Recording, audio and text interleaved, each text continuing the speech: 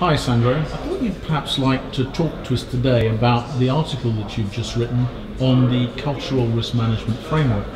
And I thought I'd lead into this by asking a few questions, if that's okay. Of course.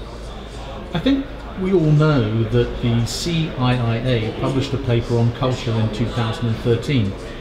Do you think that it addresses the issue of organisational culture overall? Not at all, Chris. First of all, the paper itself, the IIA code, talks about many things, of which risk and control culture is just one dimension.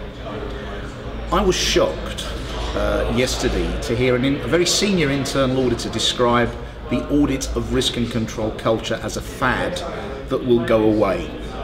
So, to me, it is critical that we draw the spotlight on what I believe is a once-in-a-lifetime opportunity for the internal audit profession. So you're talking about a much wider view of culture than perhaps people have focused on to date. Why do you think the focus of the CIIA was just on risk and control? Fear. You have to bear in mind that the CIIA code was a product of a speech given by Andrew Bailey, Chief Executive Officer of the PRA. He exhorted the profession to sort itself out, or the regulator will sort it out. So the code was a response to regulatory fear. Okay. Now, I mean, one of the things clearly here is that your view perhaps is slightly to the left, and other people are very hard over on the right. Why do you think your view is radically different from those of other people? I think the need to please the regulator is at the very centre of focus for most financial services sector internal audit functions. The issue that I have, however, is that culture is not only about risk and control. Culture is about the way human beings behave, full stop. So there are other dimensions of culture which, in my opinion, are just as important and should be of equal interest, not only to the internal auditor, but also to regulators who are interested in making sure that financial services companies remain sustainable.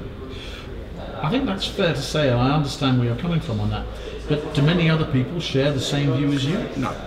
I'm at the moment, I believe I'm at the beginning of the journey.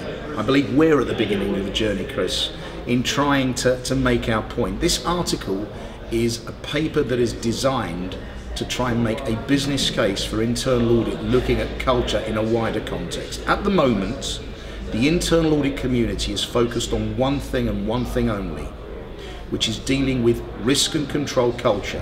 Why? I hate to say, because they've been told to by regulators. Okay.